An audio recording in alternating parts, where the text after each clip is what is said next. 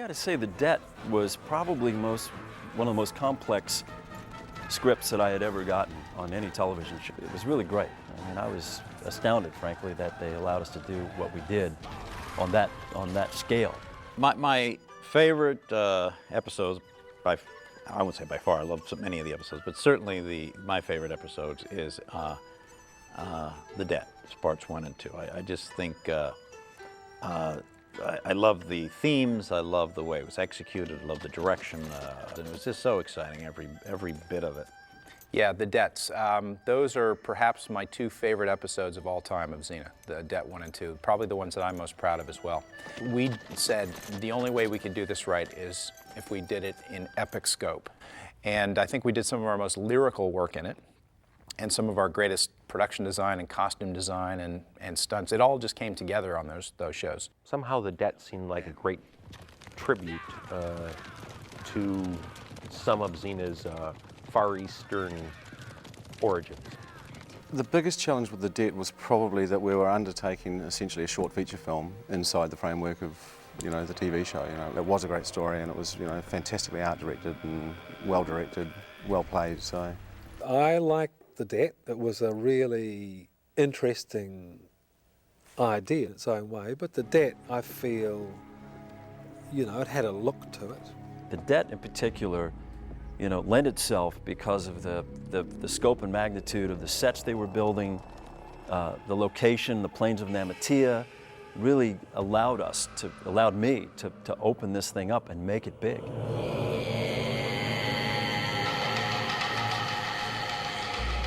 When they would read in scripts, wait a second, you're going to have a mother poison her child. Wait a second, you're going to have the hero put heads on pikes.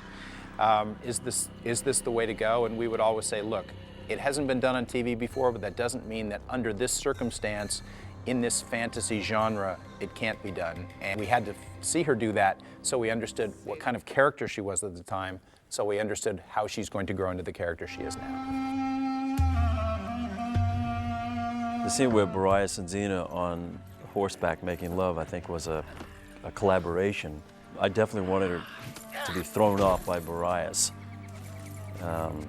The cruelty to which, Xena's character was being treated for her arc into understanding compassion from Lao Ma later in the story, it really, it makes sense. And if we kill them all, who's left to be terrified? Martin did a wonderful job with Boreas. An interesting little story, I was down in New Zealand when he was being fitted for his costume. And he was asking me, who is Boreas, where does he come from? And I suggested that he was a Hun, because Rob and I had talked about that. And Martin said, well, I'm of Hungarian descent. And I said, well, why don't you try a Hungarian accent? Boreas, I think, was the one that got away. In a way, he was the one person who really loved her when she was so unlovable. And she just used him, abused him. I think he saw her potential. But in the end, she was far more of a warlord than he was. I mean, she was the real deal.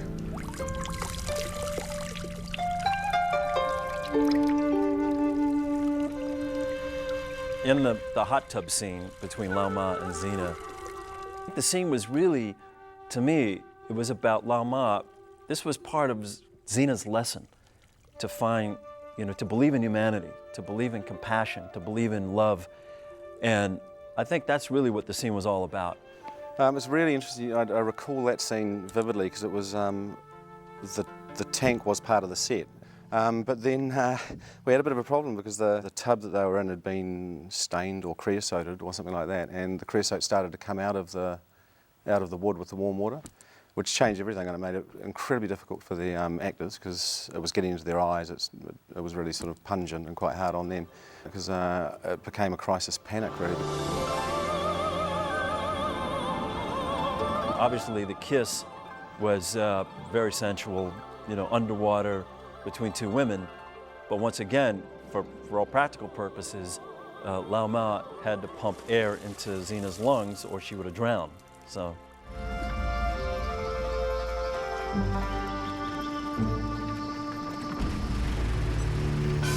Well, in the cage, that was modelled on the scene in The Deer Hunter when in the North Vietnamese have the captured GIs in a sort of a flooded cage arrangement that was incredibly sort of, spine-chilling, really.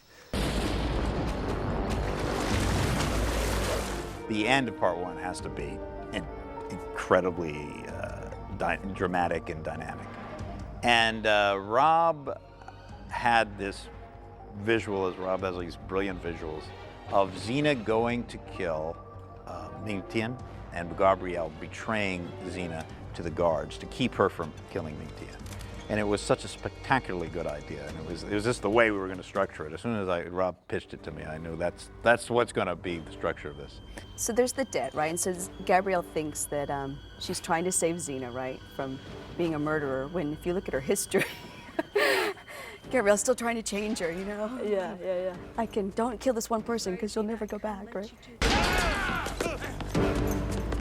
Sorry, Xena, I couldn't let you do this. The reason Gabrielle did that, and I think it was very much within the character of Gabrielle, is she knew that Xena was on a mission to go back to embrace that dark side, to do something that Gabrielle couldn't live with. One of the other observations about the debt is that she had other motivations when she went to Chen to stop Xena from being the murderer. She went there because she was jealous, because she was upset that there might be another person in Xena's life that meant more than Gabrielle did. Oh, jealous. Why that she would was deceive Gabrielle herself. jealous? I don't remember. Because she had a relationship with Lao Ma. You're going to China to help Lao Ma. And Gabrielle, felt neglected and brushed off. Oh, You had lied to her in order to go to China, so Gabrielle basically decided to do whatever she could to keep you, Right. but to punish you, At the same time. Yeah, that's right. Bad, Gabrielle.